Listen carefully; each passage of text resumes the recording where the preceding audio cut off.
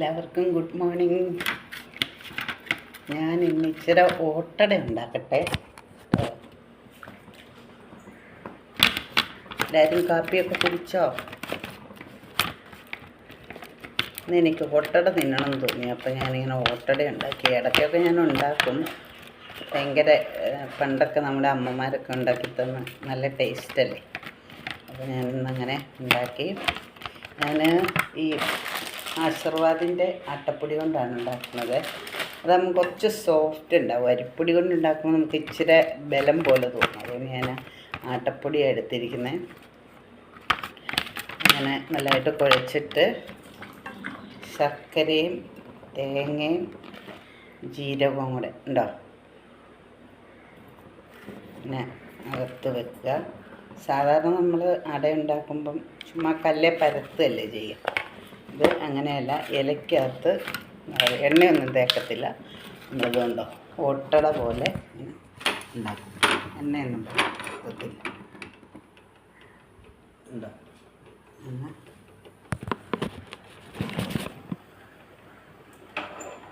പിന്നെ കല്ലേക്കടന്ന് ഇങ്ങനെ വേവും.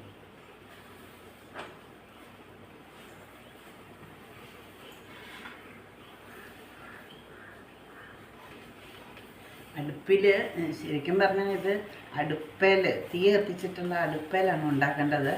പിന്നെ അതുപോലെ തന്നെ നമ്മൾ ഈ മൺചട്ടിയില്ലേ, മൺചട്ടിക്കകത്താണ് ഞങ്ങളുടെ അമ്മയൊക്കെ ഉണ്ടാക്കിക്കൊണ്ടിരുന്നത്. ചട്ടിക്കകത്ത് ഉണ്ടാക്കുമ്പോൾ ഒന്നുകൂടെ ഭയങ്കര ടേസ്റ്റാണ്. അപ്പം നമ്മളിപ്പം വിറകത്തിയിലൊക്കെ വളരെ ദുർലഭമായതുകൊണ്ട് തൽക്കാലം ഇതിൽ വെച്ചിട്ട് അഡ്ജസ്റ്റ് ചെയ്യുകയാണ്.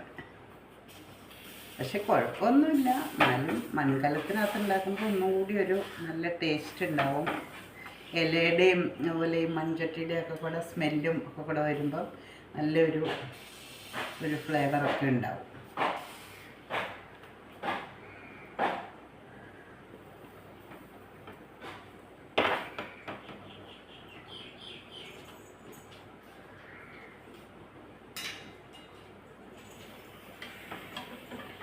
അങ്ങനെ ഇടയ്ക്ക് മറിച്ച് കൊടുക്കണം. ഇല ഇങ്ങനെ നല്ലതായിട്ട് വാടി വരും.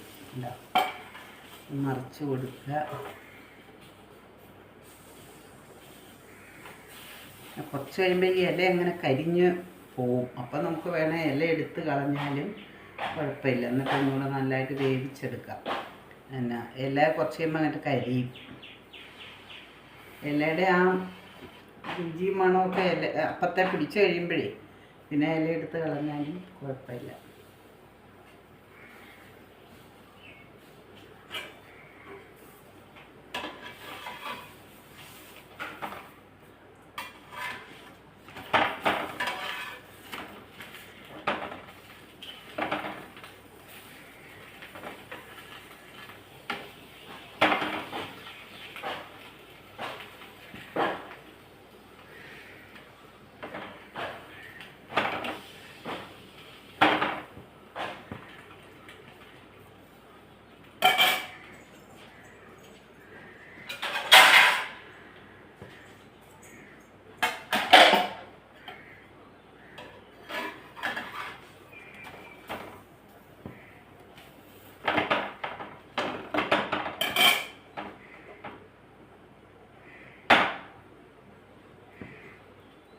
തീയാകുമ്പോൾ നല്ല പെട്ടെന്നാവുകയും ചെയ്യും. നല്ല മൊരിഞ്ഞിങ്ങനെ വരും. ഗ്യാസ് സ്റ്റൗവിന് ലിമിറ്റേഷൻസ് ഒന്നുകൊണ്ടേ പിന്നെ അടുപ്പിൽ തീയാകുമ്പോൾ ഇങ്ങനെ ചുറ്റിലും കത്തുമ്പം നല്ല പെട്ടെന്നാവുകയും ചെയ്യും.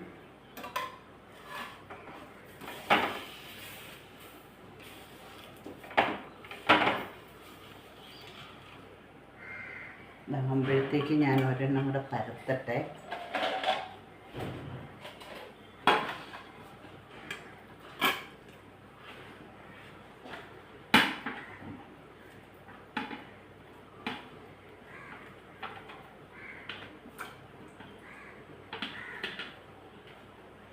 ഇല വാടുന്നതിൻ്റെ സ്മെല്ല് വരുന്നുണ്ട്.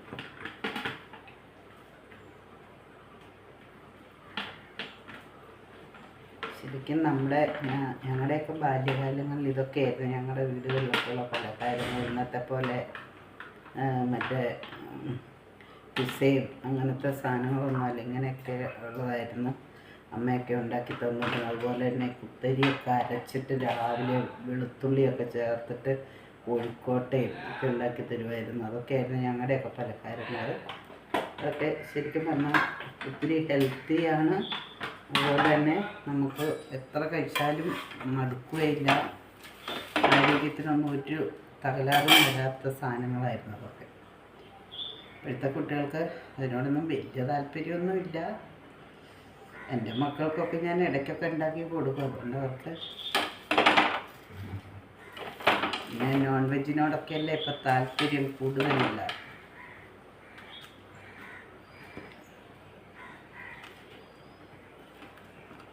വേണം നമുക്ക് ഈ ഇല അങ്ങ് മാറ്റാം. ഇല മാറ്റിയിട്ട് ഒന്നുകൂടെ കിടന്നതിന് നല്ല ഉഷാറായിട്ട് വരും. നമ്മുടെ മൊരിഞ്ഞ് വരണം, എന്നാലേ അതിൻ്റെ ആ ഒട്ടടയുടെ ഒരു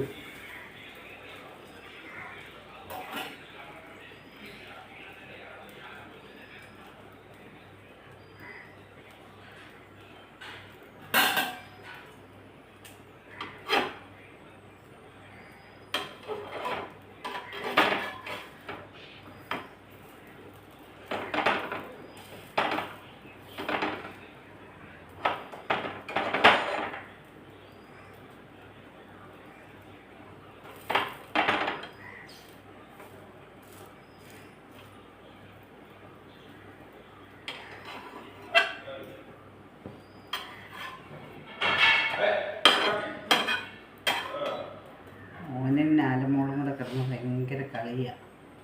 അവൻ വന്നു കഴിയുമ്പോൾ അവളെ ഇങ്ങനെ ഫ്രീ ആയിട്ട് അഴിച്ചു വിടുവേ. അപ്പോൾ അവൾക്കത് ഭയങ്കര ഇഷ്ടമാണ്. ഞാനാണെങ്കിൽ എപ്പോഴും തൊടലയിലിടുകയുള്ളൂ. അതുകൊണ്ട് അവൾ ഭയങ്കര ഹാപ്പിയാണ് ഇങ്ങനെ ഫ്രീ ആയിട്ട് അഴിച്ചു വിടുന്നതിൻ്റെ. അവനെ നല്ല പേടിയാവും, പറഞ്ഞ അനുസരണയുണ്ട് നല്ല. എൻ്റെ അടുത്ത് അവൾക്ക് ഭയങ്കര കളിയാണ്. ഞാൻ കൂടുതൽ കൊഞ്ചിക്കുന്നതുകൊണ്ടേ. അതാ നമ്മുടെ അട സൂപ്പറായിട്ട് ഉണ്ടായിരുന്നു.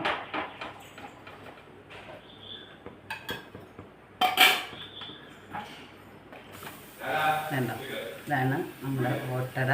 എല്ലാവർക്കും ഇഷ്ടപ്പെട്ടെങ്കിൽ ചാനലിൽ ലൈക്ക് ചെയ്യണം, ഫോളോ ചെയ്യണം, സബ്സ്ക്രൈബ് ചെയ്യണം കേട്ടോ. അടുത്ത ദിവസം അടുത്ത വീഡിയോ ആയിട്ട് വരാവേ. ഓക്കേ.